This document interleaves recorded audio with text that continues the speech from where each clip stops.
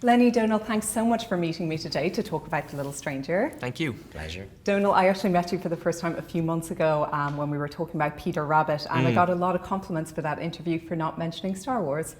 So there you go. Well, you failed in this one. I know. No more compliments for Deirdre. That's terrible. Oh, God. Okay, and Lenny, you were actually one of my very first interviews when I was working as a student. I interviewed you for What Richard Did. So No way. This is kind of coming full circle for me. So it's great to meet you Nice again. to see you again.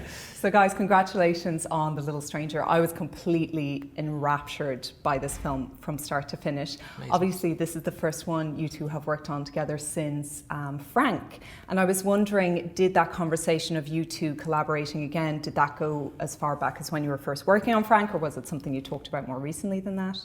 We talked about it then. I mean, we had a really, really good time on Frank. Frank was really hard. It was a really hard film to make.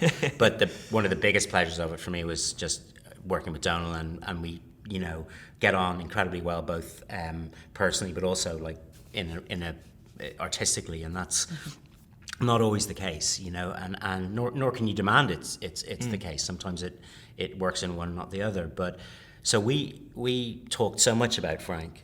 And really, from quite an early stage, as the scripts were developed, and then on set, it shifts to a different sort of relationship, and it just was really pleasurable. And so we did talk, I think, always at the end of that, about wanting to find something to do together again. I remember Michael Fassbender saying it on set, saying you guys should team up again. You seem like a good team. Yes, I remember that as well. And if Michael tells you to do something, you usually do. You have to do it. Otherwise he kills you. He would, he would certainly kill me.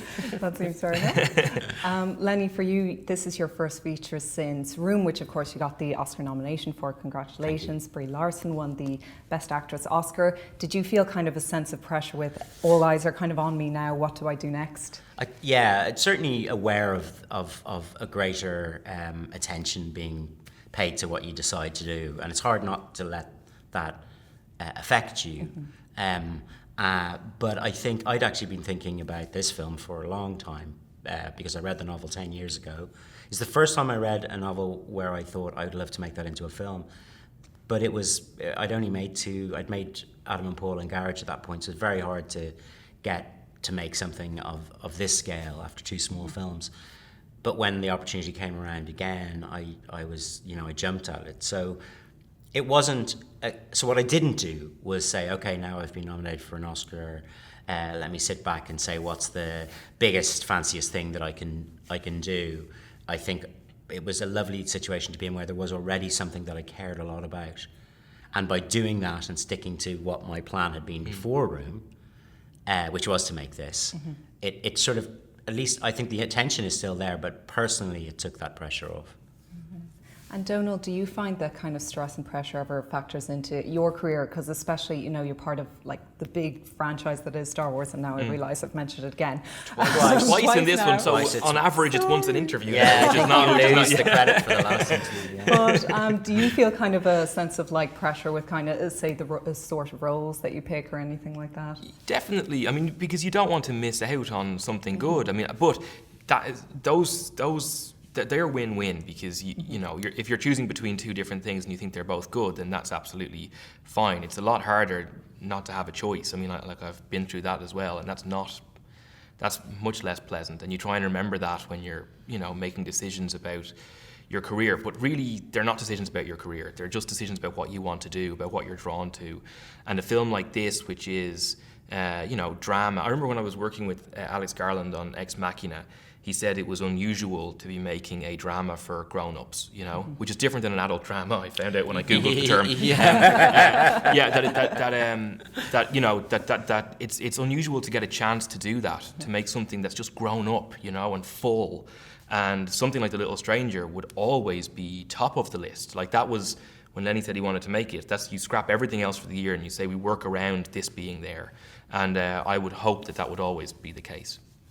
Yeah, and it's also, it's very easy to, that is a question people ask about, the pressures of having had a success, but it's like it's a brilliant thing, and if you complain about it, you're like the person saying, I know I have the infinity pool. It's such a hassle having to find a good pool cleaner for it. It's not a bad problem to have. My wallet's too small for my 50s. That's kind of it's a great complaint. I mean, what I found kind of fascinating about this film, and this relates to both of you actually, compared to all the rest of both of your work, The Little Stranger reminds me the most of Frank. Now, bear with me, because if my interpretation is totally wrong, please tell me. But in both of the films, the protagonist, who's played by Domhnall in both cases, is kind of drawn into and fascinated by this world that he's really a complete outsider to. And in trying to kind of insert himself into that world becomes kind of destructive in a way. I mean, would that be like a fair interpretation? I think that's an excellent interpretation. I mean, and in fact, they're like sort of flip sides. While John in Frank is the sort of comedic, ultimately kind of impotent character who destroys by, in a way which is very it's a sort of it's a sort of different thing to Faraday, who's this very impenetrable, very dark, very serious man who but yes, he is entering a society that he desperately wants to be a part of and doesn't fit. And I think those characters whose desires are unfulfillable are always really interesting. And who are unknown by themselves, partly as well, or that they can't look directly at what they actually want because it might kind of burn their eyes a little bit. I think that's something that they also have in common, perhaps. Domhnall, as an aside, would you ever consider growing a moustache full time? Because it is glorious. Wow, that is the first time. That is the first time, and I had it for a good 4 months of my life. So for that to be the first compliment I've gotten on it, lets you know that maybe your taste is a little off, and I don't like saying that. But if you're alone in that, I'm afraid. Nobody I knew liked the moustache, but it was a funny one. I think part of it was that we decided he maybe would have it because he would want to appear. He would want to be taken seriously by people, and that's part of who he is. He wants to convince people who, that he is to be taken seriously, that he is as important as them, and that it's an effort to be grown up. It's an effort to want some substance. Yeah, substance, exactly. And that was part of the reason for it. But that's different when you're going to Nando's, because it's not the 1940s, and people just assume you're a hipster. Interestingly enough, I lost a bet to Domhnall, and on the last day of the shoot, I was obliged to direct in costume. Yeah. And the costume that he picked for me was that of a sort of 1940s pilot. Oh, okay. So I had a hat, epaulettes, and the makeup department gave me a fabulous moustache. Yeah. And I actually really like it. He loved it. I do like it. I might use it as publicity. The DVD extras, maybe? Well, I have a photo. I'll show it to you after. That should be the screen on the DVD. Shouldn't it? That you pick, it's just you like that, and then you click on the little stranger, which is the moustache. Excellent. It could twirl, and then you could go in. Well, I think that's the perfect note to leave it on. Thank you so much, you guys, for taking the time. Lovely. Great to see you again. Betty, what are you doing here? You rang for me, miss. I did not. Well, Mrs. Ayres was upstairs. Rang itself. Did it? What is all the noise?